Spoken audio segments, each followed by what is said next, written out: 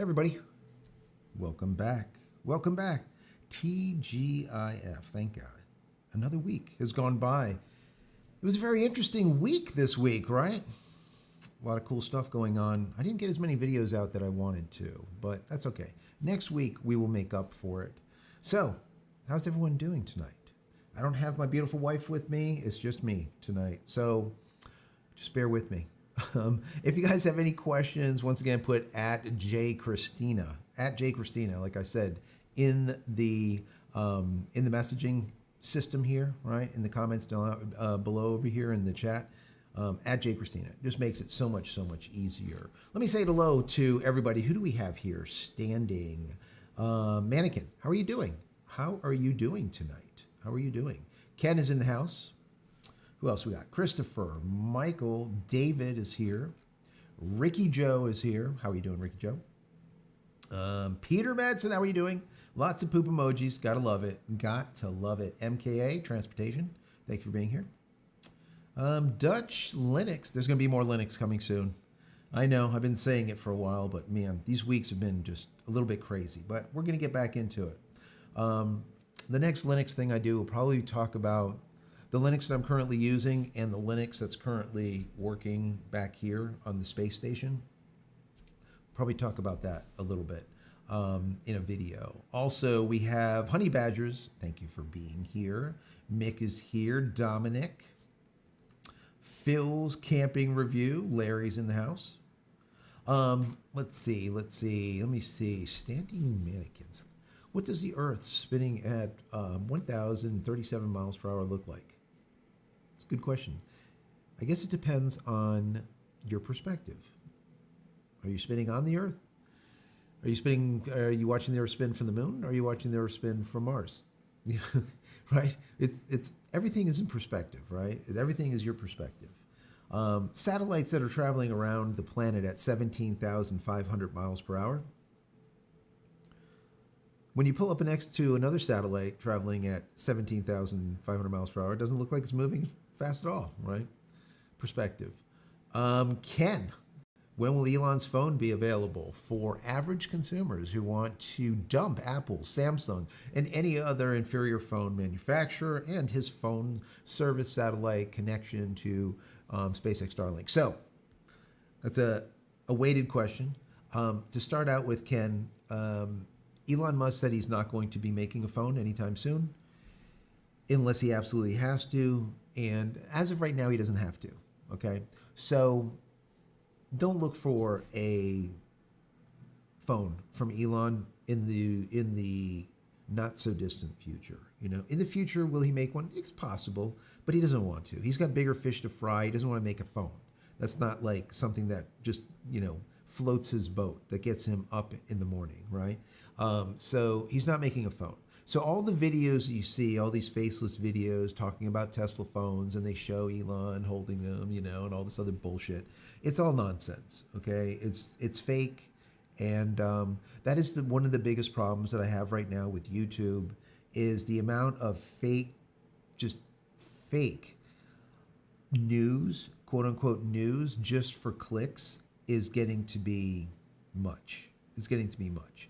I tell people all the time, if you're watching a channel and it's faceless, why is it faceless? Why is there not someone there? Why do you hear someone talking and you see a whole bunch of B-roll, but you never see anybody? Now, there are some sites out there that are legitimate, that are faceless, but the majority of the ones that we see today are faceless, and they're faceless because they're generated through AI. The images are generated through AI. The scripts are generated through AI. The read is generated through AI. The whole thing is one big AI pooch screw, okay?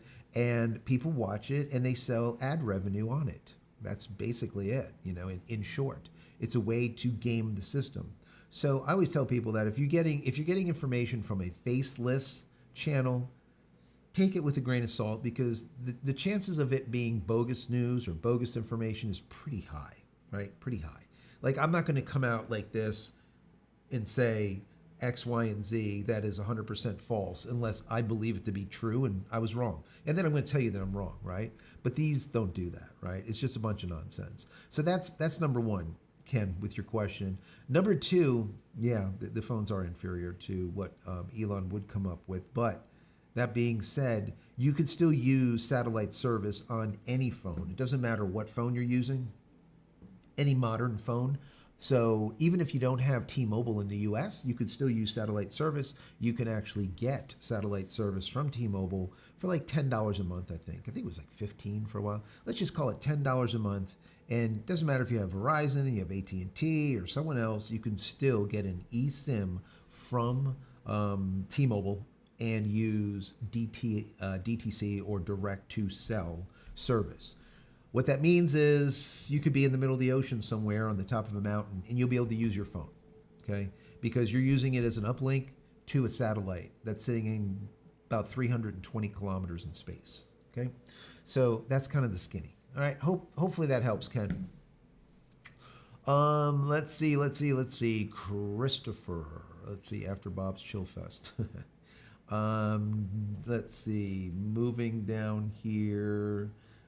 Christopher's talking to Ken. Excellent. Peter, once again, is in the house. If you have a question, at JCristina. Ricky Joe's from Florida. Of course, you are. Let's see. Moving down to here. Kind of a bummer here in Nashville tonight. It's really cloudy. Let's see. All right. So before I get into other questions in here, Larry's talking about the Tesla phone or a Pi phone also. And yeah, Larry, it's not coming out. It's fake. 100% fake. Every one of those Pi phones, Tesla phones that you see, they're 100% fake. He's not doing it. So do you want to know when Elon will do a phone? He's made it perfectly clear in a couple of interviews. And what he has said is this: unless he's forced, he will not make a phone. When he says forced, what that means is either his X platform is somehow not being allowed on the phone, or there is something else having to do with free speech that is being, let's say, infringed upon. Those two reasons is why he would make a phone. Now, that being said, March 2026, Elon Musk, SpaceX, and X are suing Apple, okay? This is a really big lawsuit, and it could provoke Elon to make a phone. So what's happening is Elon and X and the platform X is suing Apple because, and most of you guys will probably know what I'm going to say here, is if you go onto your Apple phone and you say, hey Siri, what is this or what is that?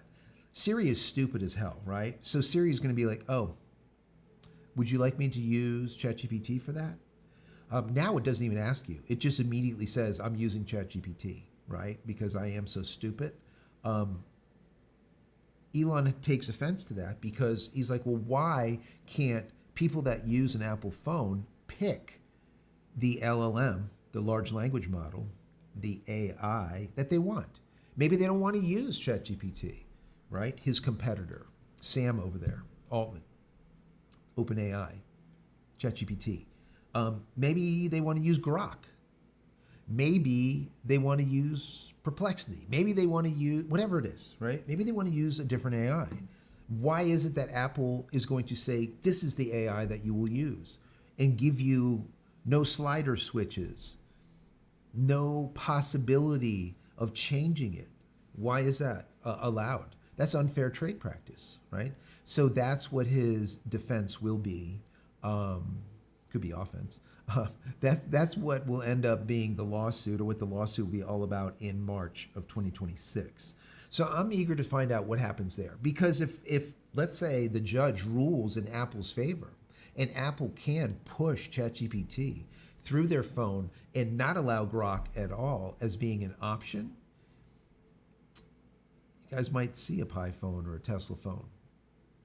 I don't know, right? So I think that's going to be a deciding factor. What happens in March of next year, as long as it doesn't get postponed. You know how these lawsuits go, right?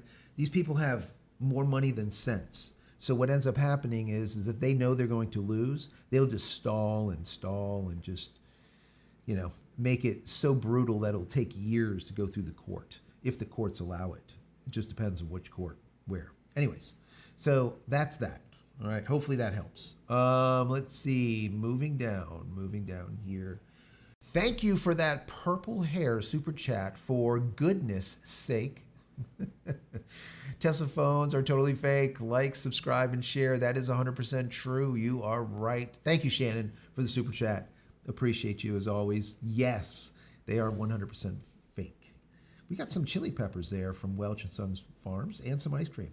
You got chili peppers and ice cream. Kind of nice. We got some kicks from Welch and Sons. Thank you so much for those kicks. Let's see. Fragile is here. Ron is here. Yo, peeps. How's it going? Phil Camping is here. Colin is here. Hi, Joe. How are you doing, Colin? Thank you for being here. What's the trend today in Linux? Security online versus Mac or Windows, or Windows or Mac. Security is still better with Linux for the most part. Number one, the kernel. But number two, it's a smaller operating system. If hackers like to hack things that will do a lot of damage, or will make them a lot of money, or will give them a lot of reputation points. Hacking Linux, where, Linux now is like, what is it? I think it was like 8 or 10% of the populace now, which is a lot compared to the way it used to be. Why would you hack that? It's not really a great idea. You're not going to hit a lot of people. So the most secure still right now is Linux. It's going to continue to be Linux for quite some time. The system that I've been using for a year here is Linux. My Windows, once again, is sitting here in this blister pack. It hasn't left here for over a year. We've been using Linux for everything. Doesn't matter if it's 3D CAD, graphic design, photography, videography. It really doesn't matter. Music. Also, this machine back here, which is the space station over here, right? That machine right there. If you guys haven't seen it yet, it's live 24/7, and it's been up for like about 5 or 7 days now without crashing. So that's good. That's good. Parts today are not good, right? Parts from China and everywhere else, just for some reason, QC is complete shit lately. Quality control is it's abysmal. It's in the crapper. So I had a stick of bad memory out of 2 sticks of memory. I had a bad stick of memory. It was some G-Skill, just shit. Really pissed me off. I ended up getting some Crucial, worked perfectly. I had a bad PSU, which is your power supply. One of the rails, one of the connectors, which would be the connector that connects the GPU, failed, and it actually took out my 1070 graphics card, which really pissed me off. So I ended up getting another graphics card. So it's been like problem after problem after problem with new parts, which is nuts to me, absolutely nuts. So anyways, yeah, that's where we stand with that. So let's see, what else do we got here? We have Shannon with 10 gifted memberships. Thank you, Shannon. Let me see, who do we got? Montana Joe.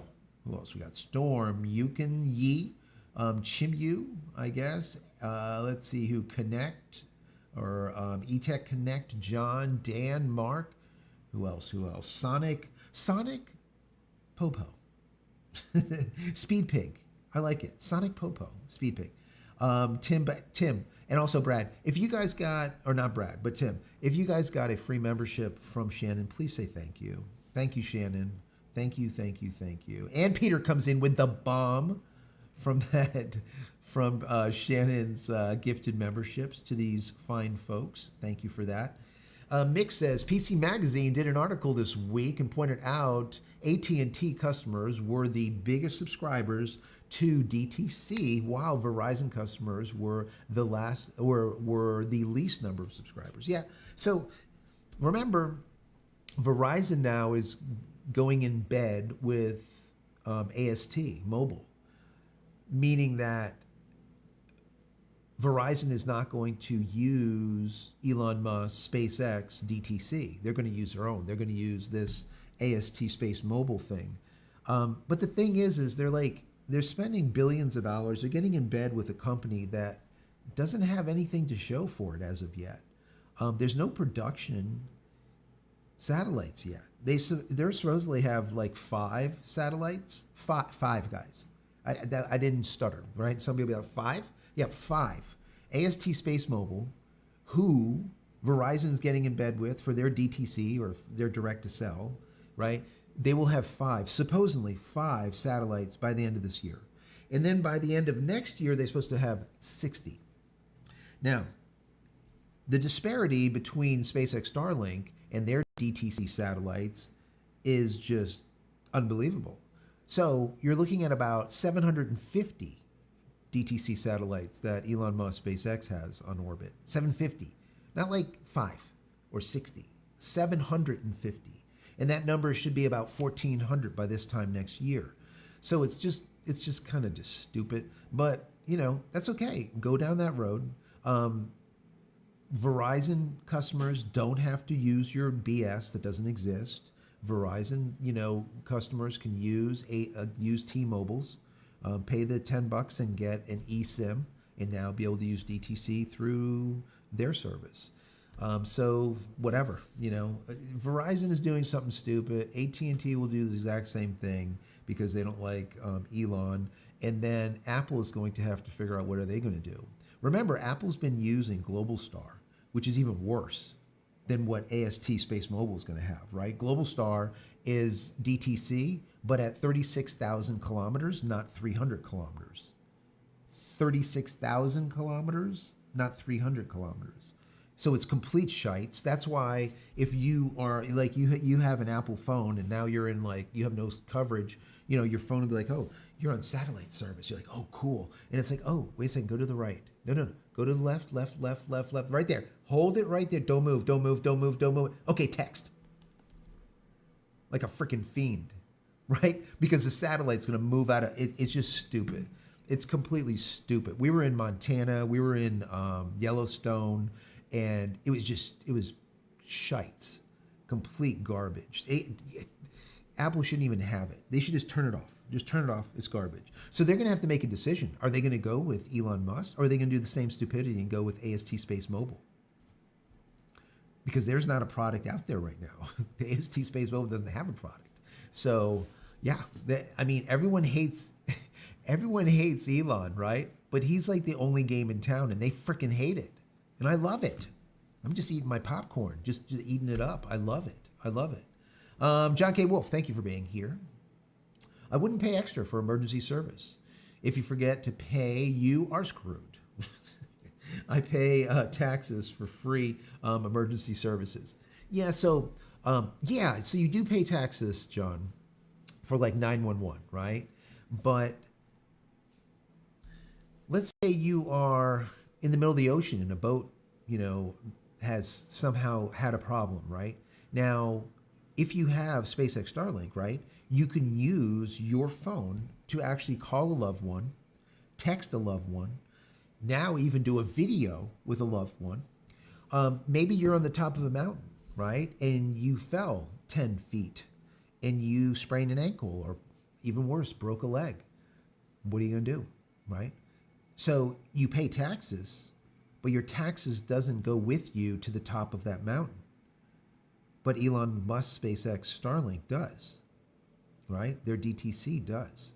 So, you always have to be very careful not to cut off your nose to spite your face, right? A lot of people do that. There's a lot of people that don't like Elon, and they'll just do stupid shit just because they don't like him. I don't like a lot of people, right? I don't like a lot of things, but if there's something that I absolutely... A perfect example is I can't frickin' stand. I can't stand. I hate, loathe, matter of fact. I loathe Bill Gates. I think he's Satan. I think he's evil. I think a lot of the shit that he's done is completely evil around the world, but other people says he's a he just gives money away. He's just like a beautiful guy. Well, that's why his shit just stays right here. I don't use it anymore. Right? But if there was something that I had to do that requires Windows, I'm going to use it. I'm not going to hurt myself because I don't like Bill Gates, right? Now he's not even in the company anymore, but you know what I'm saying, right? So anyways, that's my thoughts on it. Take it for what you will. There's no 911 call on the top of a mountain unless you have SpaceX Starlink as of right now. Not even with Global Star. Don't even get into the Apple shit because it doesn't work. I can tell you that from real life experience for sure. Let me see. Peter with a ton of Qs says, it's going to be a short time today because I'm tired today. Sorry. All right. No problem, Peter. Well, at least you were here. That's the most important thing. And I appreciate you, man. Thank you. I'm just glad you feel better. Shannon with those super chats. Shannon. Let me see. Moving down. Let me do this, guys. While we're sitting here just shooting it, let me flip over. Instead of doing the norm, let me flip over to here. Let me see if this will work. Does it work? Yeah. Let me play this. Yeah. Let me play that right there. So we can still talk and you can see this intro. I thought this was awesome. Maybe we'll look at some of the footage from that Starship launch. There was some really good shit in there, guys. Really, really good stuff. I was pleasantly surprised at what we saw on IFT 11. People will look at it and they're like, why was it such a big deal? It was a really big deal because remember this launch that happened was using Ship 38, but it was also using booster 15-2. Now, what that means, whenever you see, so some people don't know this, but if you ever see a booster with a dash next to it or anything, any SpaceX deal with a dash, a number, right? A perfect example is the Falcon boosters, right? Falcon 9s. Some of those boosters have run 30 times into space and back. Well, if you see a dash, so this one was booster 15-2. What that means, the dash 2 this is its second time flying. So this is a refurb, okay? That booster that launched just the other day was actually a refurbished booster that was caught IFT 8, and then refurbished, and they used it now with IFT 11. So that just shows that, yes, we can do it. Now, they did it once before, also with IFT 7, but so this is the second time. So it's working, which is really cool. The other thing that they did is they launched those 8 mock-up satellites. Now, those are version 3 satellites. Those are going to change everything. I've talked about that with you guys ad nauseum. That talks about the version 2 minis that are currently on orbit, and the version 3s are going to be 10 to 15-fold the capacity. And it's going to allow for gigabit connections. So all the folks out there that want gigabit, they will have gigabit. As soon as these start getting up there, when we see Starship not blowing up and actually dropping off real satellites instead of dummy satellites, like they just launched, I think it was 8 dummy satellites in the last launch. When we see the actual satellites get up there, those satellites are massive. They are much bigger. And hell, they're going to give us a ton of capacity everywhere, but also they're going to give us faster speeds, up to gigabit speeds, and lower latency. People don't think about latency, but latency is very, very mission critical. Latency is like everything. If you're doing like a conference call or if you're doing any type of online gaming, the difference between having, let's say, a ping, it's your latency in milliseconds, of let's say 30 or 40 milliseconds comparison to someone that you're going against, let's say an opponent that's sitting on like 10 or 15 milliseconds. Well, if you're having a first-person shooter game with them, they're going to win for the most part, right? They're going to shoot you and you're not even going to know they were shot until like milliseconds later. So they are ahead of you, basically, is the bottom line. The same thing holds true when you have a conversation. You want to have latency at the lowest level. So you can have a conversation that's not like a walkie-talkie, that you're actually seeing the mouth and everything move as it should. So latency is everything. Latency is a really big thing that it's not talked about. What I did find interesting with this launch is that that Starship landed and it still had that copper color all over it. Let me see if I can find this for you guys. Let me see. Where was this? I think SpaceX had it. Let me see. Here it is. Here it is. Let's watch this. Let me make this bigger. I want you guys to see this. Hold on. Let's see. Here we go. Did you see that? Is that crazy? Let me go ahead and do that again. Here we go. Watch that.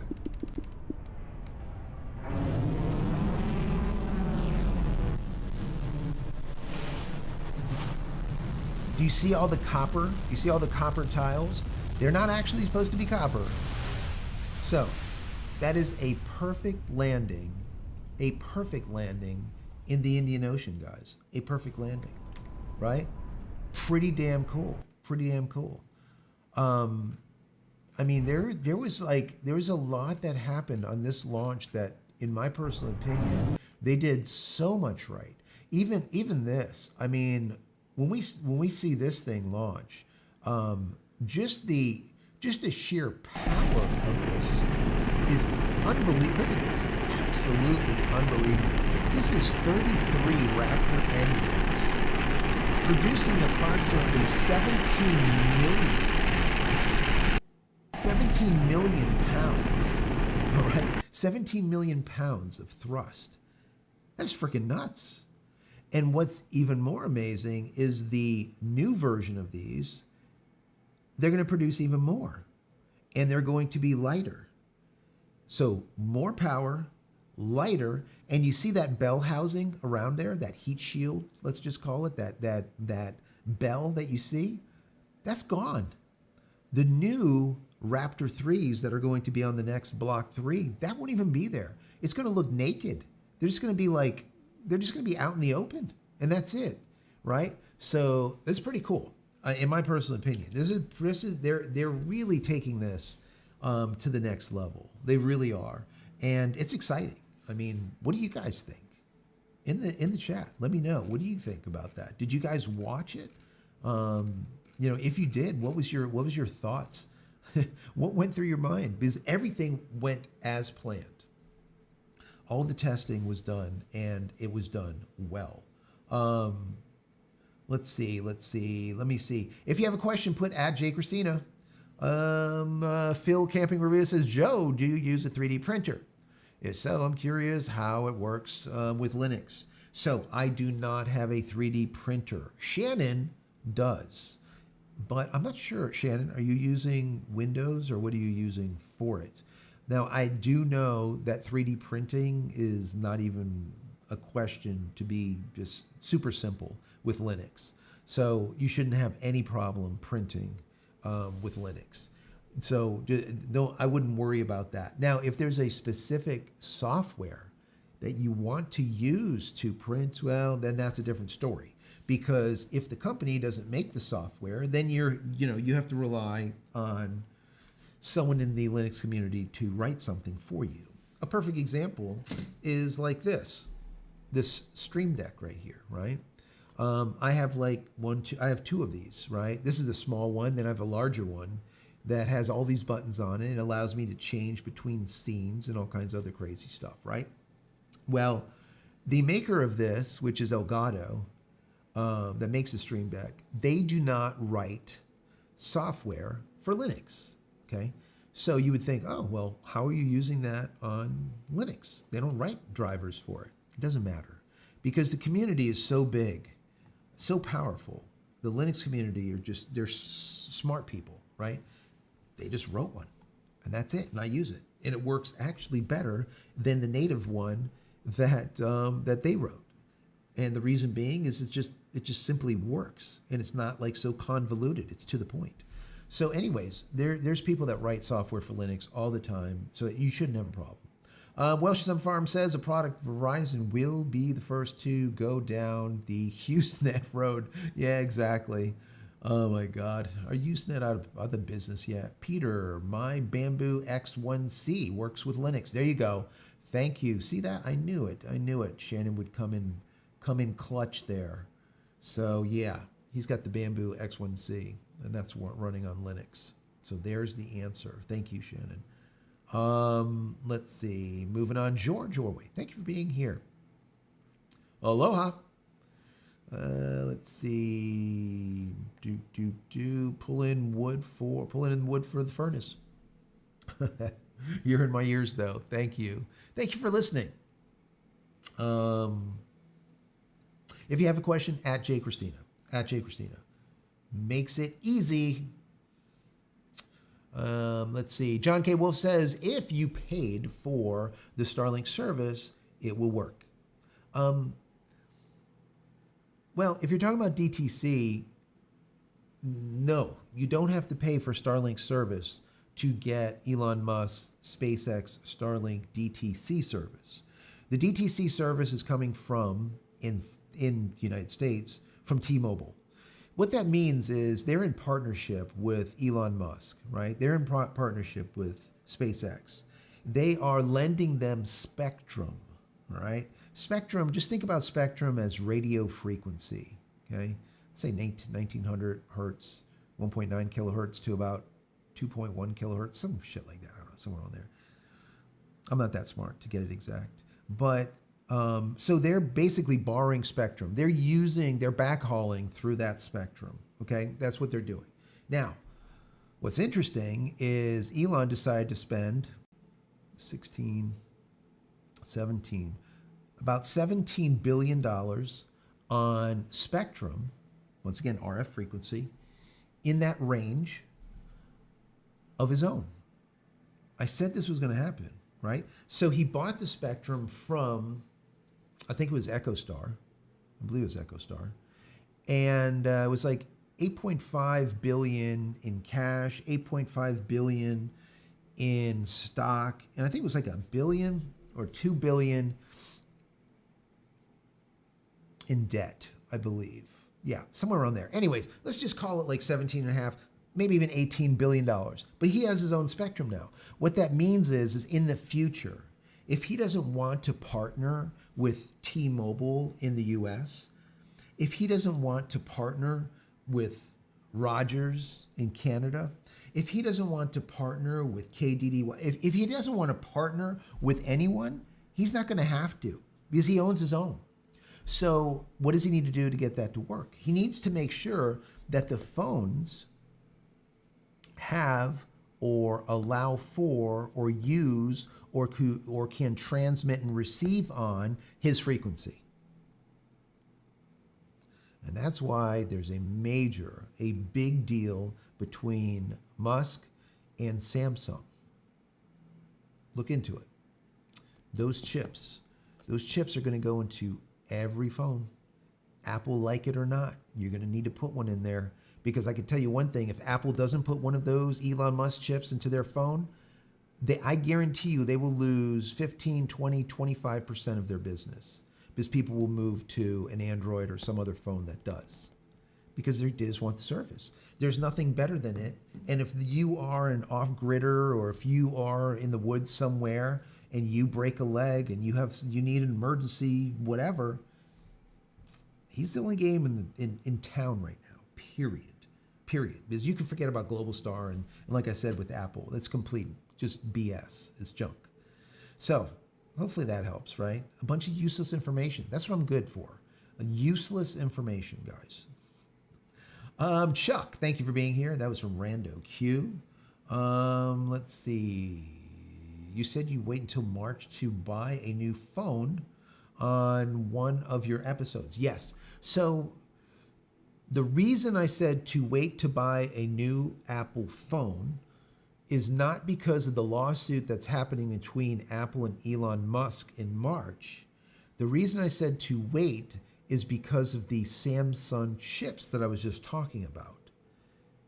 So, if the new version of an Apple phone has the new chip that Samsung is creating that will understand and communicate bi-directionally through the RF or through the spectrum that Elon Musk purchased, it's going to be a good phone, right? People are going to want it. But if you just bought a phone and it doesn't have that, now all of a sudden the next one does, you're going to be like, shit, now I need to go buy the next one, right? Because you're going to want to have DTC service that's actually worth something.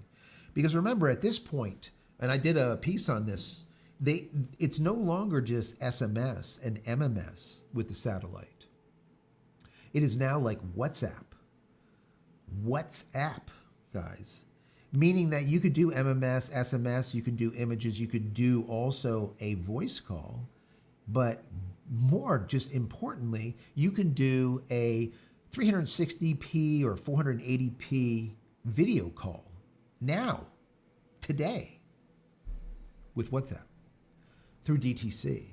That's really big. Can you imagine a first responder, right, that's sitting like, let's say, I don't know, like in a triage, virtual triage network center, like a colo or like a NOC, like a network operations center. And it's just full of like triage people, and some big disaster happened. And now people can sit there with their phone and do video calls and show like a broken leg or some hemorrhaging something, or, you know, some kind of compound fracture. And then they're actually seeing it, the doctors in the triage NOC, Network Operations Center, and they could be like, okay, I need you to wrap this. I need you to do that immediately. Do you have a belt? Do you have this or whatever?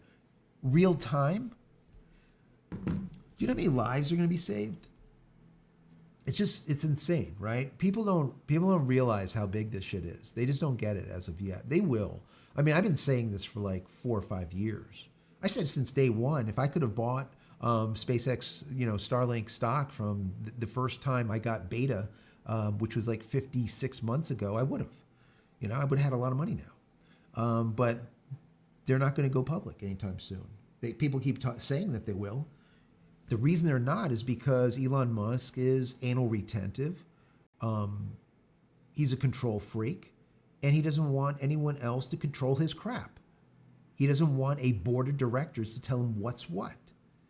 He doesn't want to get fired from a board of directors like Steve Jobs did. And then they had to come begging on their hands and knees to try to bring Apple back because they ran into the frickin' ground. This is what board of directors do, because usually they don't know shit, right? They don't have real world knowledge. They know business. Well, sometimes you need a little bit more. So anyways, that's that. Hope that helps, Chuck. Thank you for being here, Chuck. Once again, if you have a question, add JCristina. Peter Gosling says, did you say gigabit or gigabit or bit? No, gigabit. Gigabit. Gigabit is coming. Gigabit is coming with SpaceX Starlink. It's hanging there. It will be, I said first quarter of next year. We'll see. I've been late on my predictions lately. All of a sudden the shit will come in and I'll be like, oh God, I was late. The same thing with being able to do that video call I was just telling you about with WhatsApp. I thought that was going to be last quarter, more like first quarter of 2026, and it just happened. Like, I think it was October 1st, which is just crazy, right? It was way ahead of schedule. Mick says, so I wonder what's going to happen when Starship goes past the 300-mile altitude range. Will Starlink be able to communicate, or will it be NASA communication? Once it goes past the 300-mile range, what do you mean, Mick? Tell me what you mean by that. What do you mean by that? Be a little bit more specific, Mick. What happens when Starship goes past the 300-mile altitude range? Let me know what you're telling me. Right now, Starship is like at about, on its highest altitude, about 170 to 180 kilometers. Okay, that's usually about where it's sitting at, somewhere around there.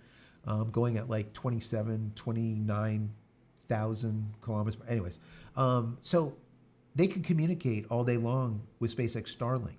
That's why the Starship has Starlinks on board, and they communicate with them.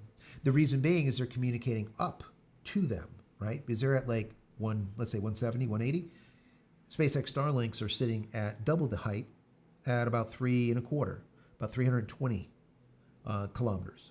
So they communicate, no problem. So let me know what you meant by that. John Wolf says SpaceX is going to have to find another way to protect the ship from heat. There's no way they can go to Mars without a different type of heat protection.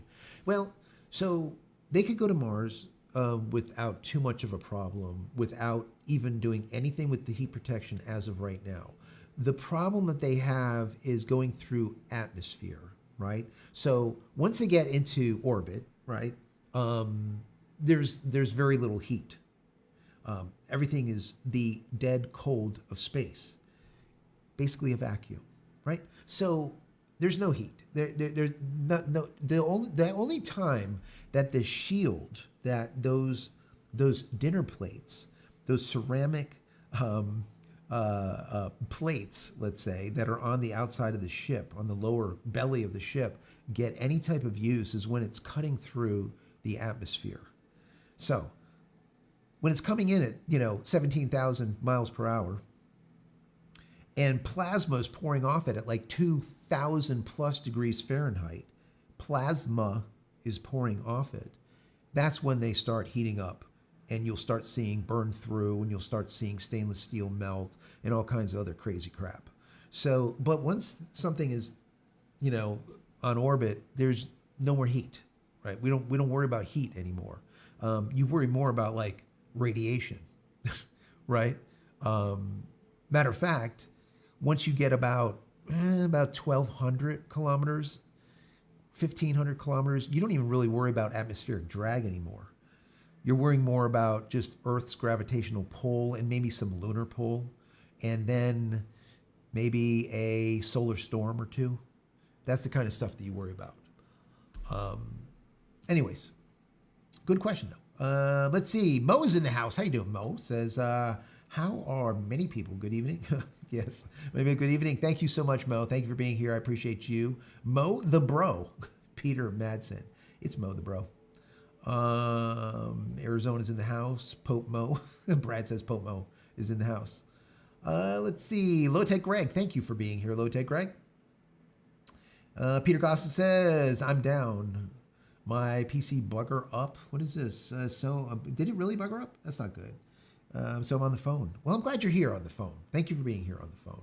I hope you get your PC fixed. I can't tell you how much crap I had to go through with the Starship. I call it the space station.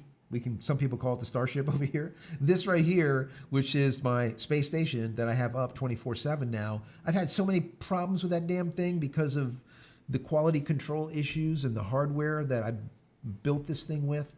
And it wasn't cheap. And it was all new hardware, and the stuff still was failing. It's just crazy. Absolutely crazy. Let's see. Chuck McHugh. How you doing, Chuck? Thank you for being here.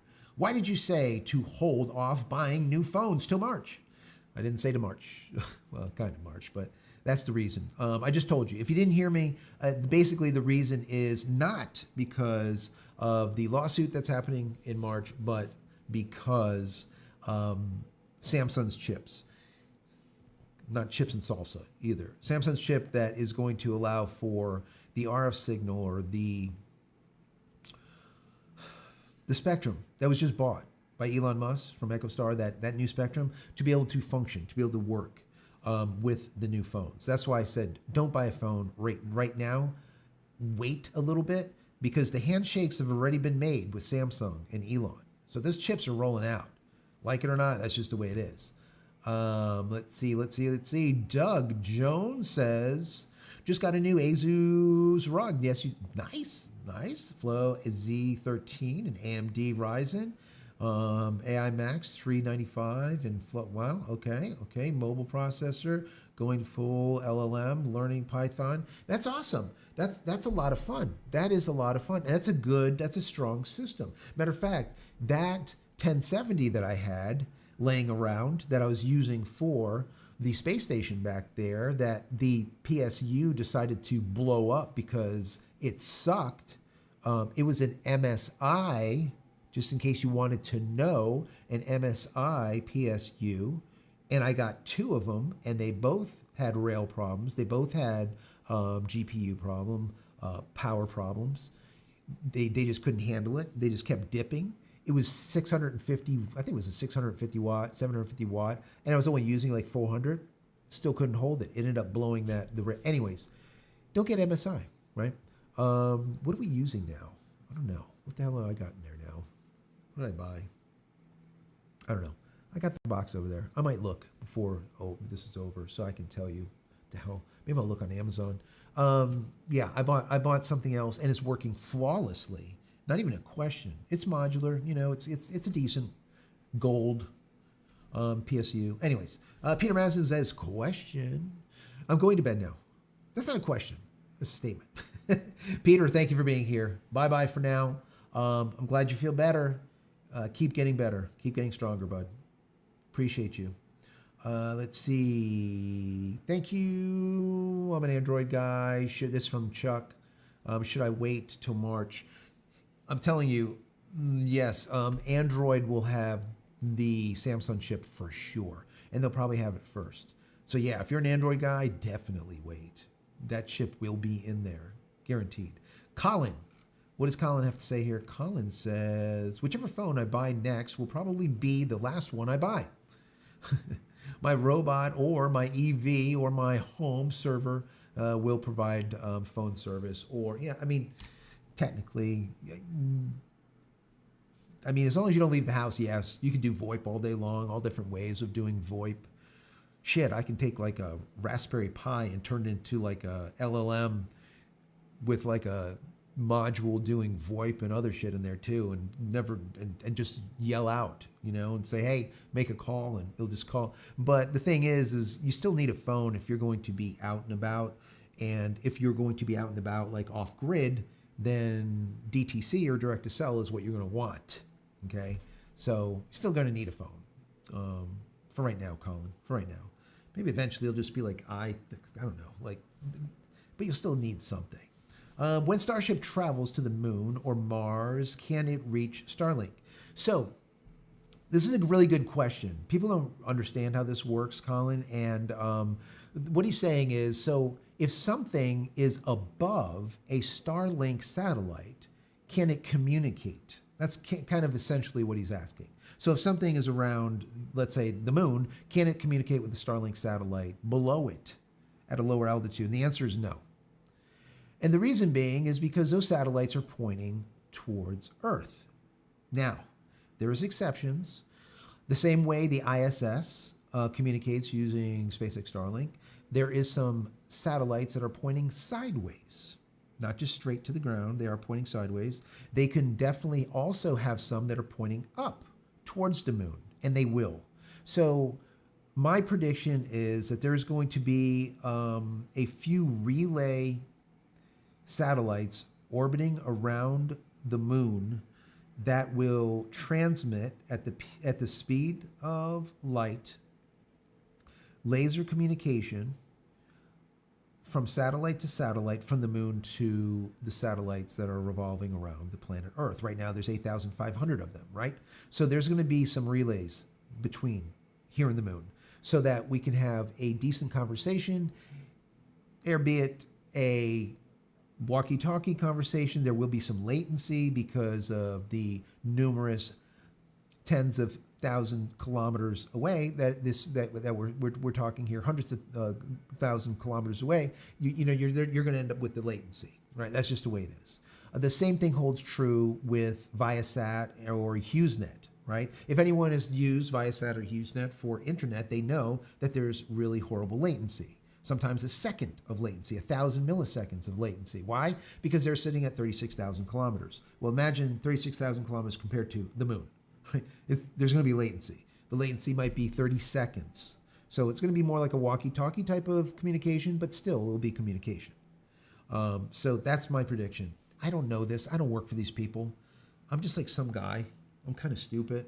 I just say a bunch of stuff that sounds like I know what I'm talking about, but I really don't. Yeah.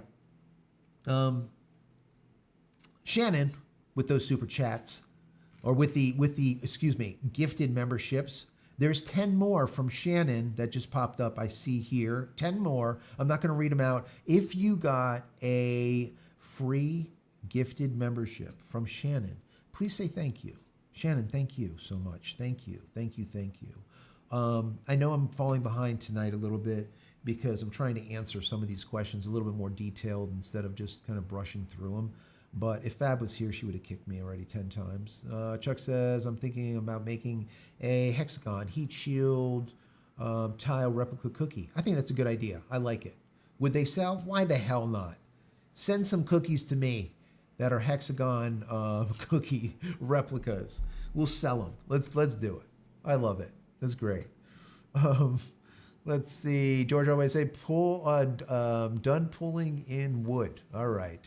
Praying for you, Peter. Awesome. That's very, very nice. Thank you. Let's see. Moving down here. Once again, at JCristina, Wendy Hill says, I already got a new phone. Mine wasn't a model that could do DTC. We spent a lot of time in the mountains. Really? So that's odd. Check into that, Wendy. Unless you got some type of burner phone or some flip phone from like 1991, your phone will probably do DTC. Here's how you know, all right? Is it a smartphone, number one? And number two, does it have multiple eSIM capability? Write it down. Did you write it down? Does it have multiple eSIM capability? And the reason being is that's how they do it today. So instead of having a little SIM card that's stuffed in the side of your phone, you don't do that anymore. Use eSIMs, right? It's an electronic SIM. Well, if you have two, some phones even have three. If you have two, that means one of them could be an eSIM from T-Mobile. T-Mobile will give you the service. The service will be DTC. And then what will happen is when you're wandering around and you have no service with, let's say, Verizon or AT&T or whoever the hell you have, you just switch over to T-Mobile, and now you have DTC through Elon Musk, SpaceX, Starlink. So check on that. You might actually be able to get it, even with a crappy phone, as long as it's a smartphone that has the ability to have two eSIMs. Check into it. New NVIDIA. Jetson is very impressive. The AI. I saw that new NVIDIA. That was badass. Yeah. That was crazy. Did you see like Elon shaking hands with, what's his name over there at NVIDIA? Man, they're doing some crazy stuff. NVIDIA stock is going to continue to go up, guys. This isn't a stock channel, obviously, but it ain't going nowhere. Man, AI is crushing it. Just to give you an idea, Elon Musk, Grok, I believe, is currently working. Their LLM, their large language model, is working on, I believe it's just under or just over 300,000 NVIDIA GPUs. Did you get that? Over 250,000 cards in that farm. Can you imagine that shit? That's Grok. So NVIDIA's okay. And all the chips that are supporting NVIDIA cards, they're okay too. That's from me to you. Look it up. Let's see. Put that Q before your question, or at JCristina. At JCristina just makes it really, really super, super simple. Stars in the sky. Nights, not enough. Grab your rocket and light that shit up. That's from Shannon. Okay, we will do it. I will do it. Fab's not here, but I will light it up. Let me see if I can find it. Let me move this. Oh, here we go. All right, guys. I have this in my ear because I was going to play some of this live, this rocket launch. I might still do it. I don't know. If you guys want to sit around for a little bit extra time when I'm done answering questions. I had a really good time with this last one. Maybe I'll skip around to important parts. You want to do that? In the chat, let me know. If you don't want to do it, let me know too. Here we go. We're going to light it up.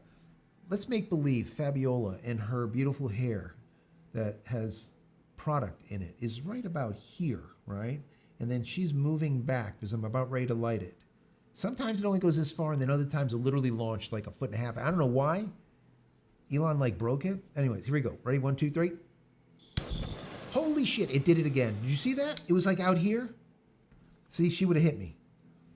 Anyways, there you go. We lit it up. Thank you, Shannon. Thank you for the super chat. Thank you for that super chat. Let me see. Gala Girl's in the house. Thank you for being here, Gala Girl. Sorry about that, guys. Let's see. Moving on. Once again, if you have a question, at JCristina. At JCristina. Wendy says, I'm good to hang out. Nice. I have lots and lots of editing to do tonight. Well, I know. I was supposed to do a video today that was supposed to come out to all you guys, but it ended up being like a doctor appointment here and this appointment, and then another guy came out to do and fix something in the house, and then another thing, it was like all kinds of whole bunch. It was a day for me. I look at it as wasted, because if I'm not creating something to give to you guys, I feel like, I don't know, I like failed. I know it's kind of stupid, but that's just how I feel, you know? So yeah, I didn't get a video, guys, out to you. I did script it. I did get some notes together. So I'll probably put it together for you guys on Monday. So watch out for a video on Monday for sure. Gallagher votes yes. Excellent, excellent. We will do that. I just want to play some of it and show you some of the highlights that were, it was really, really, it was a fun time. It was definitely a fun time. Matter of fact, as you guys are writing in here, I think I'm going to throw it up right now. And let me see. Can we do it? Yes, we can. Let me go over to it. Here it is. Okay. All right. And let's see. Yeah, right.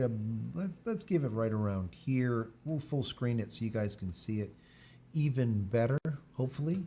And let's see what goes. Let's see if it works. Does it work? It does work. Excellent. All right. Let me just move me around so you can see this better, so you're not just looking at me here. Anyways, so this is it. Let me go ahead and bring in audio. Audio's in. Okay, we're good. So let me fast forward so we can see some of this. Here we go. T-minus 10. Let me see. Do we have audio? Let me see. Do we have audio? 5, 4. There we go. 3, 2, 1. Look at that, guys. Does that get old? Does that ever get old? We have liftoff. Go Super Heavy. Go Starship. Thanks for all the historic flights, Pad 1. Is that freaking unbelievable? Vehicles catching downrange.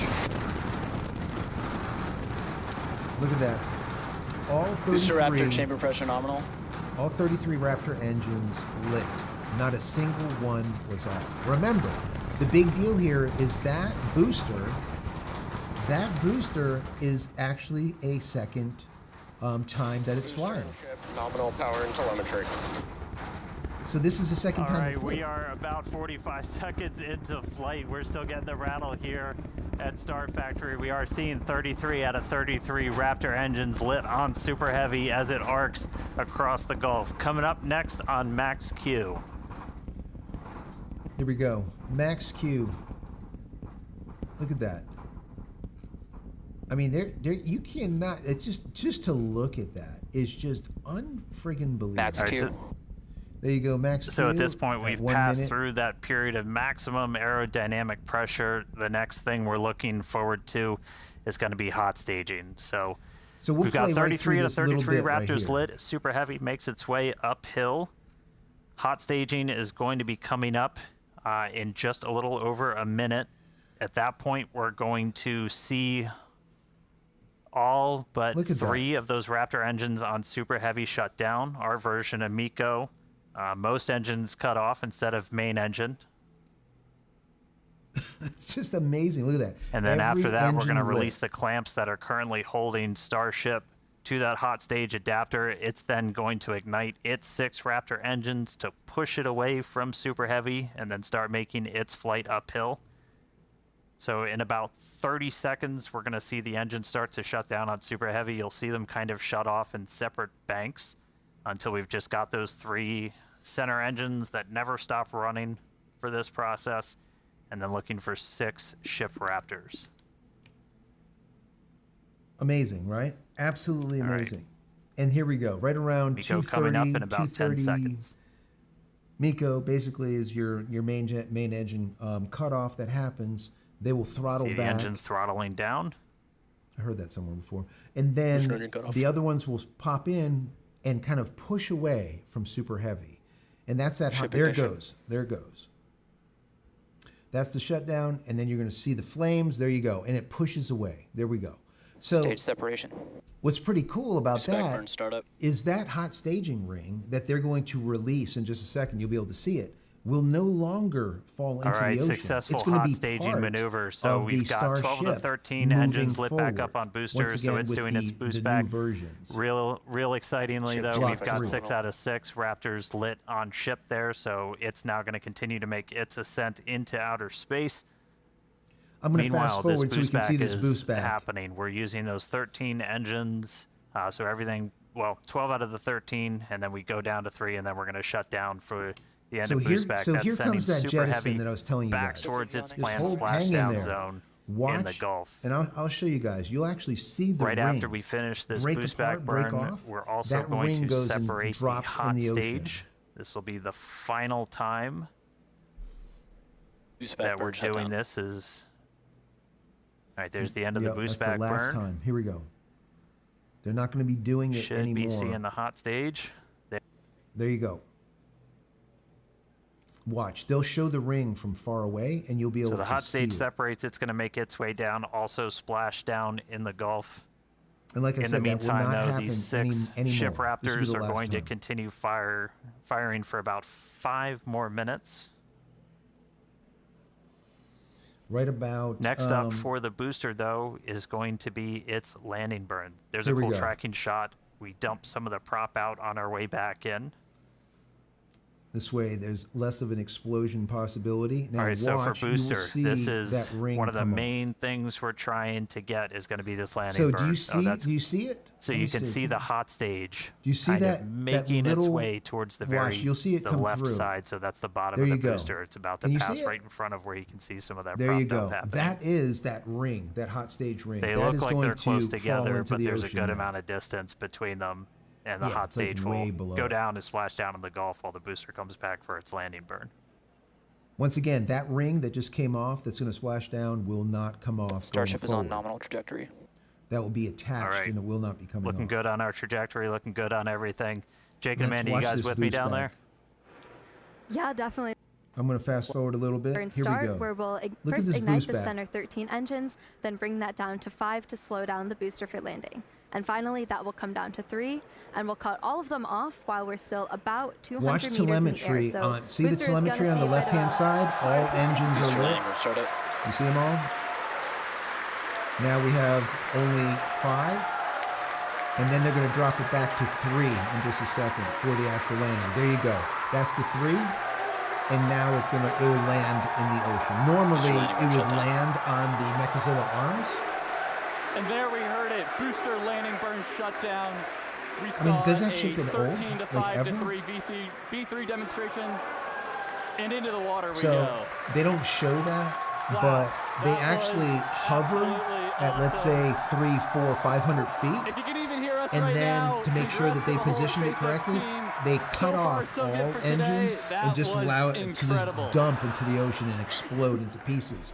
The right, reason great they stuff, did guys. that, let me just turn I'm them down jealous so of you the can crowd. hear me. All right, The back reason to they the did ship. that is because last time Mexico was pissed off with Elon because there was debris that was pouring up on the coast, all right? Even though they don't talk about, Mexico dumping raw sewage and having to close California beaches for months and months and months on end. But they worry about the couple of pieces that kind of roll into Mexico. But anyways, that's for a whole nother discussion. But anyways, that's why he dropped it and it just exploded into a million pieces, because this way it's small pieces and it goes and it dumps into the drink and there's no big pieces that are floating over to Mexico. That's kind of the skinny behind it. Let me see, 7 minutes or 8 minutes here. The next big thing would be Starship cut off, and then like the deploy. We're not going to get into the RVACs. I'm not going to get into discussing RVACs and why they're important. Until but SECO. we're Just a gonna- reminder, this is SECO basically putting us like into MECO, a but it'll be suborbital secondary trajectory, engines. so we're Let's go ahead and we're going to move over to the deploying which is right around 25 minutes, I believe. Let me see. Here we go. 20. Yep, there we go. So here we go. So this right here, like I was talking to you guys about earlier, these are the satellites being deployed. That is looking outside into space. That is a satellite simulator. Okay, that is a satellite simulator, and they made a couple of tweaks to it's those perfect. rails. The last time it was kind of jittery. It kind of was a little bit rocky. I said they were going to fix it, and they did. So and as noted earlier the bay, in the show, look at that. So now it's going to drop down Starship for the will next deploy 2 Starlink's more satellites, advanced V3 and then it's going to satellites, launch adding out 60 2 more terabits satellites. per second of So that's capacity kind to the of like, network per you know, the launch. skinny on So like that's how 20 it, times more it than happened, each Falcon so 9 to launch speak. does today. Just Let me incredible. go and just kind of fast forward a little bit because, I mean, this stuff is too much fun. I watched the whole damn thing all over again. I know there's people that that have questions and stuff. Yeah, and we don't anybody want to watch the whole thing been all over following again. Starship, you know, Starlink's kind But of. this is massive. These MVP for Starlinks flight are tests version where 3, it's not and only they giving us are going the views to we're seeing be. right now, They're going but to change also everything, just real-time guys. data That's that through every gigabit phase connection, of all the flight. rest of So stuff. we've got So a here's couple the dozen next. We'll watch cameras the on next Starship. batch of We've 2 also got a bunch of cameras get launched, and spread then across we'll the just globe, pop over including out to in the Indian landing Ocean, where we've and got our landing fun burn buoys when it goes into floating. the There ocean. goes another There you one. go. So there's the next one. Just heading off into space, just like that. Heading off into space. And I mean, we're using It comes Starlink to back bring and grabs the all of next this one together. and sends out the Our next drone one. shots you So the see way it here, works is there's 2 from and 2 and our 2 great and team 2 down in the here at stack. Starbase, That's how it works. all connected. So So let's Starlink go ahead and not only do the giving us cool landing views off the burn. I planet, think but that's also at on the planet, 1 help bring minute. everybody along Let me for all see. these Landing Starship burn is at flights. 1 minute 5, I think. Somewhere on there. I think it's transonic at 1 minute 3. So let me fast forward. Let's move this over to. Actually, you know what? Let me also show you guys this because this is important too. Let me see. Hang in there. Let me go into here. There we go. Transonic refers to the period of flight where the velocities of airflows So surrounding and if you flowing look at past the this, vehicle you are see concurrently the below, just the at, flames, and above which is the speed of plasma sound, pouring off. somewhere in the range of Mach There is 0.8 to no 1.2. burn through happening. All right, a lot of numbers coming up here, And but we're for like, reference, what the hell is commercial going jets have a on? range Why of cruising is there speeds, no but burn most through fly happening? around So Mach. I'm going to hit pause on this for a second and just discuss something with you guys that I think is really, really big, and then we'll pop back into this. They did something completely different that they've never done in the past, guys. And instead of allowing the ship to kind of belly flop back to Earth and just superheat, they actually brought it in like they would a supersonic plane, an aircraft. So you need to scrub off speed, right? So how do you scrub off speed? Well, you do loops, right? That's what they did. So instead of just coming in and belly flopping like this and just let the plasma just burn through the damn thing, they came in like this and then they banked. They did this deal. And they did this big banking loop, came back around, and then started doing the belly flop in. That scrubbed off so much speed, altitude too, but so much speed that we didn't see any burn through. Now, did the TPS system, the people the engineers that work on TPS, which is the thermal protection system, did they do a bang up job? Yeah, because you can see like the flaps actually have the shielding just wrapping around them this time. Also, they ended up putting what they call crunch wrap underneath the tiles. Crunch wrap, like a crunch wrap taco, you know, from Taco Bell. It's like this sheet, it's like this material that goes underneath each one of the tiles, and it kind of seals them so that the plasma that's pouring off it, as you can see in that picture, the pouring off it doesn't get in between the grooves and start burning through. Okay? Smart. That's smart shit, guys. Smart shit. I mean, you know, the ablative material that they used is spot on because the ablative material didn't melt this time, even where the shielding wasn't, which is freaking awesome, right? And they were able to do this, which worked out. It was just bang on. So let's go ahead and play a little bit of that. 0.74 to Mach And you can see 0.85, the which is plasma pouring off the 480 to damn thing, 575 and miles nothing per is hour, melting. Last or time you saw 770 to sparks, 930 and you saw kilometers per burning, hour. just melting, and all kinds Right of now other stuff. we're going you don't see any a little of that over this time. 26,000 kilometers per hour. Yeah, so 26,000 compare that kilometers to per the airplane hour. at 930. It's like And you're at pretty like, what is crazy it, how 80 fast we're going kilometers here. still in space. Get All an right, and idea. after we hear the call out that Starship is transonic, we should hear the call out that Starship is subsonic. Yeah, subsonic. Of course, And then, refers to so the we're going to speed go that to the is much landing, which would be like about 1 minute 05 or so, or 1 hour 05. Let me see. Here we go. So now this is really important. Remember I said, look at this. Yeah, and if you look in the at bottom that. right, looks There like is we've no made it burn through going all the on. way to the Indian Ocean. We're coming up No burn through. kind of near This Australia, flap, the west this side of aft Australia there, flap so on the backside, on the pretty bottom crazy. side, We're only would have been 56 burning through minutes already in, by and we've now, made it but all didn't. the way, halfway Once around again, the world. the ablative material, the wraparound tiling, the big loop-de-loop that it did like a supersonic aircraft, scrubbing off speed. I mean, just cool ass shit. They did a lot here that's completely different that people didn't even see. Now look at this. Normally, this thing would be melting. It's actually a good demonstration you of can still a see future capability we hope to have on Starship, where we will do point-to-point transport on Earth. So essentially travel Point-to-point anywhere transport. in the world in about The an hour only or so. place that I which is, see that can gonna be possibly pretty be a crazy. Imagine problem going from is this New catch York pin to over Sydney here, which in is 1 right hour above instead that of the, S38. 20 hours it You see takes that little currently. catch pin? Later on in the flight, you will see that get super, super red, beating red, flaming hot. I don't know if it burned through or not. I can't tell. Maybe it didn't. But everything else is just spot on here. We can see some discoloration. You can see some of that metallic, that metal starting to change color. It's getting that blue type of, maybe rainbow type of look due to the heating of the stainless steel. But look at the flaming and the torches. I mean, once again, plasma pouring off the damn thing. This camera is embedded right in the end of one of those forward flaps, so you see it moving around. Once again, That's this the does not flap get old to me. adjusting to maintain It's control. just crazy. So like we're landing was at getting into our about bank 1 maneuver. minute 6. So I'm going to fast forward just a little bit. Let's fast forward a little bit to like 1 minute. Return to launch site. Here we go. Fly over the tower. Fly over the tower. There we go.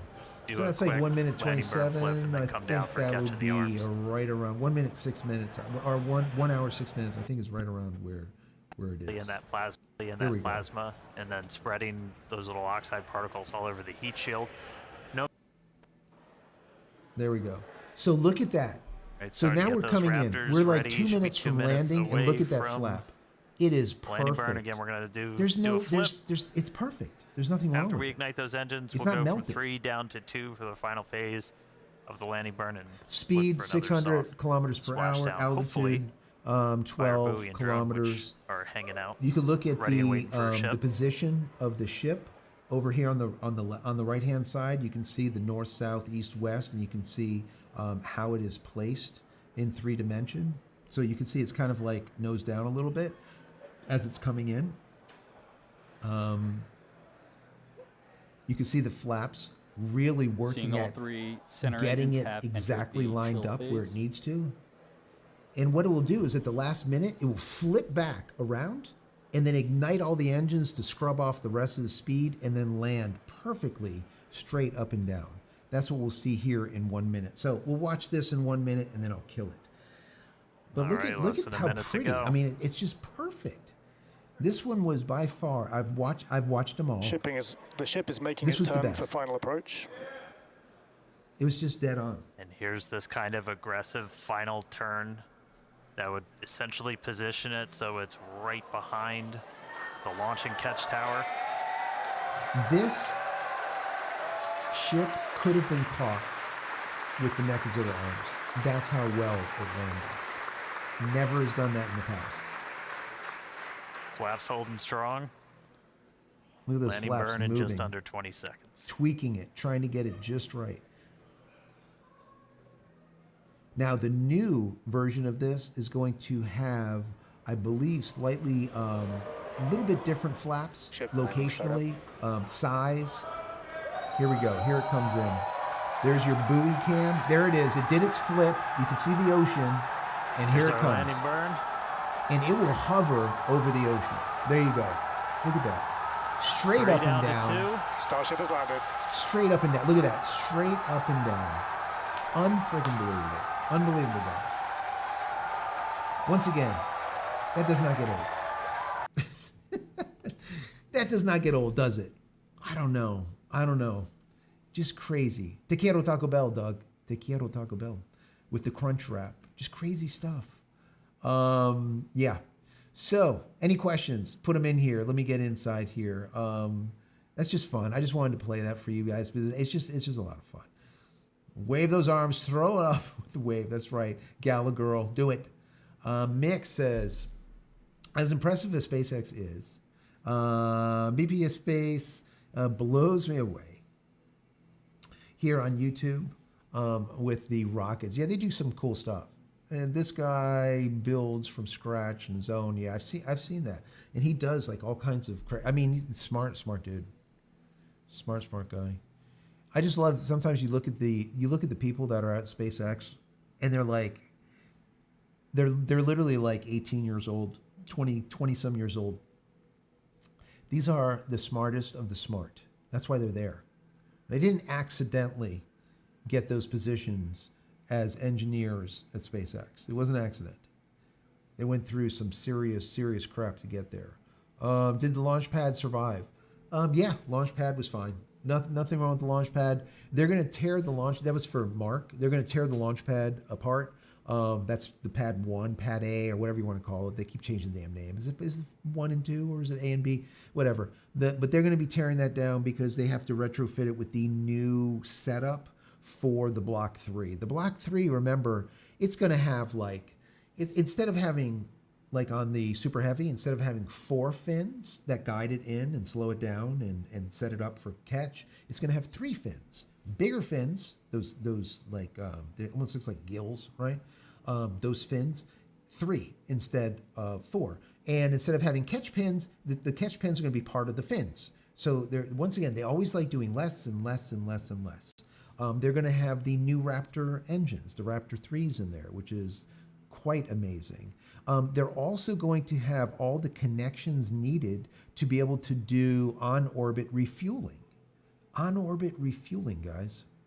On-orbit refueling. So Block 1 and Block 2 was all about SpaceX being able to say, we can take the largest rocket ever launched on the planet and put it into space, right? That's what they did.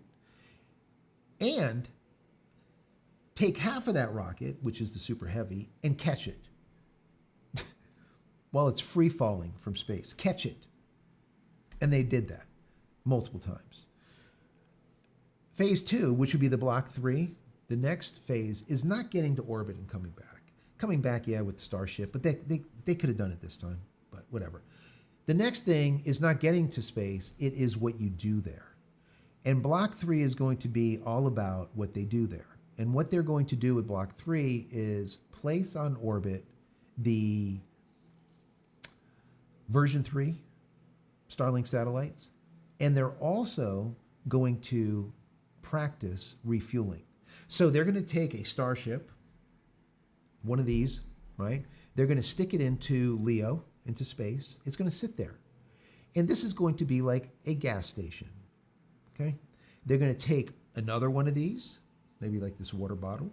They're going to take it and they're going to bring it right on top of it like this. And now with the Block 3, it's going to have connectors and they're going to connect. They're going to marry the two and they're going to transfer fuel from this one to the gas station. Then they're going to take another one and they're going to connect and they're going to, and when this thing is full, and only when this thing is full, they're going to take another Starship, bring it to it, refill this Starship, then take this Starship and launch it to the moon, or take this Starship and launch it to Mars. That's how it's going to be. That's how it's going to work. I think so, at least. I could be wrong. But I think that's how this is going to work. Okay, so exciting, definitely exciting. This is like I can't, I cannot wait now that they're moving into the Block 3. I cannot wait to see what they do with this. Like I said, they're moving from getting to space to what they do there. It's really, really big. Gallagher said it birthed a UFO. It did.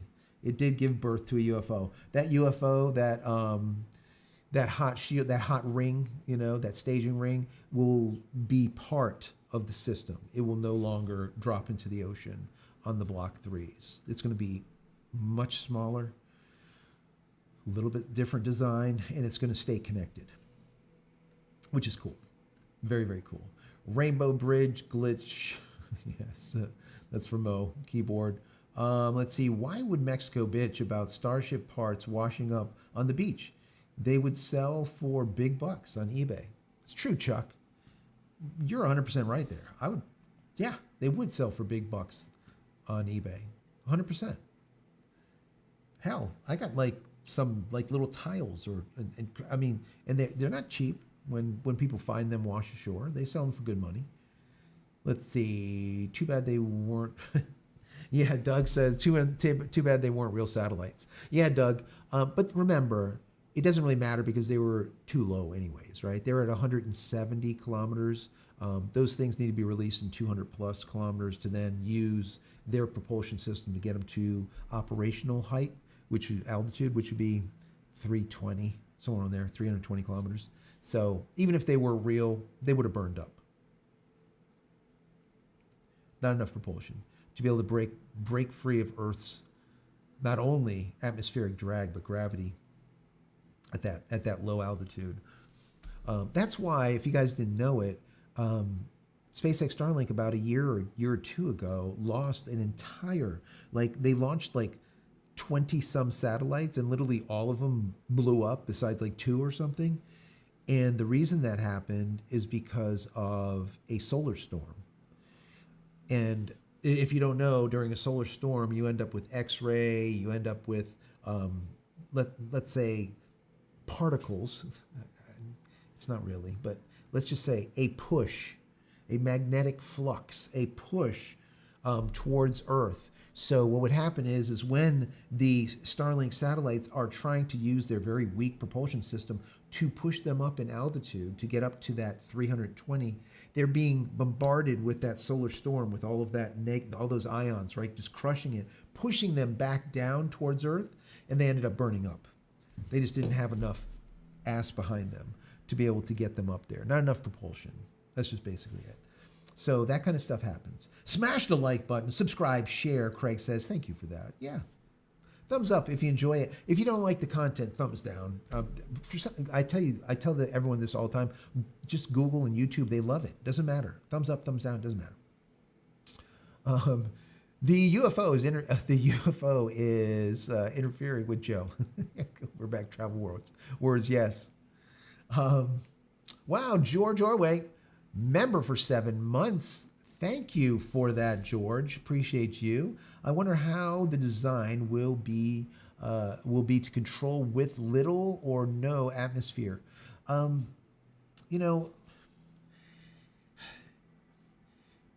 They're doing a lot of different things, controlling with very little to no atmosphere. Matter of fact, with no atmosphere alone, just to be able to, I didn't even talk about this, but when they turned on those the one engine in orbit, that was very, very important. They've done this now multiple times, and it's a way to show people like NASA that, hey, we can do it. Because if you can't spin up an engine in zero gravity, well, you're kind of screwed because you can't get back down, right? So you need to be able to spin up the engine to be able to get back down and put you in the correct trajectory to be able to come back in, right? To cut through. If you don't, then you're kind of screwed, and you're going to be spinning up there for 5-6 years until you end up coming back down, just due to atmospheric drag. So spinning those up and seeing those engines work was a very big thing. So yeah, zero gravity, no atmosphere is something that they are working on hard, because everything changes. Temperatures change.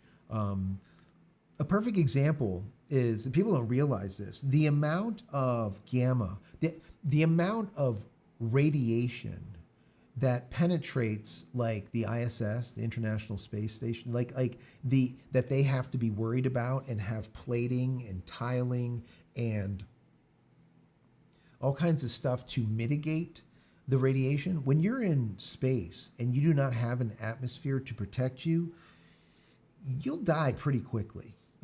The radiation, you'll end up dead pretty quick, right? So there's a lot to be said about, traveling in space and doing it safely. So anyways, but yeah, thank you so much. 7 months for George. Thank you for being here. Really appreciate you. Let me see. Do you know how many weeks that had to do the refurb and mod? Crazy. Oh, that was from George. How many weeks? So if you're talking about the Super Heavy that they ended up reusing, they'd used it from IFT8. So it's been months and months and months. So how long did it take for them to refurb the Super Heavy? I don't know. What I don't know also was, did they use any of the same engines on IFT11 as they did with IFT8 Super Heavy? I don't have the answer to that. So I'm not sure. I am not sure. Let's see. So, well, let me go ahead and do this. Let me ask you guys. Let me cut this out real quick and head over to. I would like to. I want to know if you guys have gone over to the space station yet. Okay, there's still a few of you guys hanging out. If you haven't gone over there, I want you to check it out. Okay, and the reason being is a lot of stuff that I'm talking about is kind of relevant here. Let me bring this up so you guys can see it. Okay, let me close this. There you go. You guys see that? All right, so there you go. So this right here is what I've been talking about. Let me move me out of the way here so that you can see what's going on here. So this is the space station. When we're done here and we're kind of like off the air, so to speak, if you guys want to keep talking, hanging out, this is the place to go. All right, go over to the space station. Go to the youtube.com/JCristina and then look for the live feed, and this is what you'll find.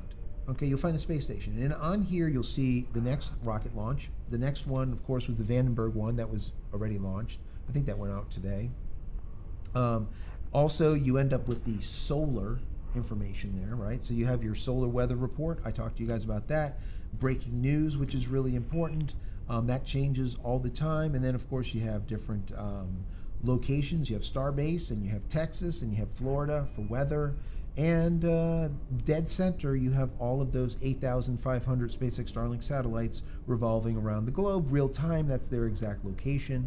And then right above that, you have times across the world, and of course, galactic time. So if you're an astronomer, you know what galactic time is. It's a little bit faster. It doesn't use the sun. It is not a solar time clock. It is a star-based time clock, and you will see it pop up as galactic time. So, and then right above that, you have about 5 or 6 different launches that will be happening soon. So anyways, so that's it. When we're done here, go head over there, say hello to everybody, and listen to the beautiful vibin' music, non-percussion. I use this sometimes to sleep with. Sometimes I'll code with it, kind of hang out, that type of thing. Anyways, guys, any questions that you have? 5 more minutes, and then I'm going to get the heck out of here.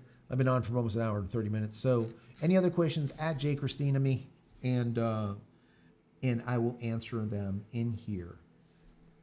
27 reused engines, David said. I don't know that for sure. If you do, okay.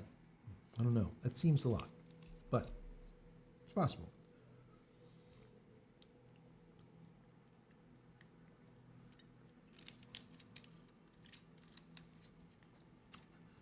Let's see. Moving on through here. Skybeetle65 says, been to the station.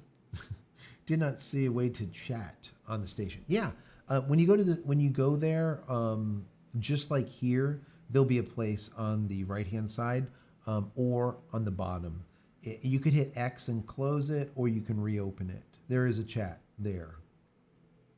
Matter of fact, if we go over here and we click on it, let me see here, here.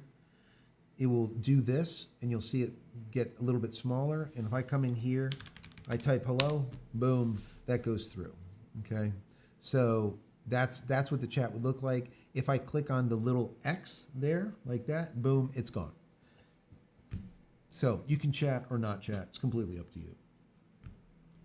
If I have this running on my TV at night, like I'm going to sleep to it or something because I want to listen to non-percussion, deep space, ambient type of vibe, well, I'm going to leave it like this so it's nice and dark, and it's just really cool, honestly. I mean, I love it. Let me see. Any other questions? Elon should consider next with Starship is moving to a wet-dry lock to space with a canopy to build into. That would be kind of interesting to build into Starship so the ship can feel vacuum or feel vacuum and get used to the vacuum. I mean you could do like the wet dry lock or a positive negative type of lock if you wanted to. I don't know. I mean, remember, Starship is going to be a ship for people, not for Starlink satellites in the future, right? Don't forget that, okay? This ship is going to be used for people, so it's going to be retrofitted with an entire ecosystem, let's say, where people can work out and they can be and stay, because it takes months and months and months and months to get to Mars from Earth. So, you're going to be on there for a while. Let's see. Question from Chuck says, thank you for the information. Enjoyed the discussion and learned a lot. I appreciate that. Good format. I appreciate that, Chuck. Thank you so much. Thank you for that. Thank you. So anyways, guys, like I said, if there is, anything that you guys want to see on the space station, let me know.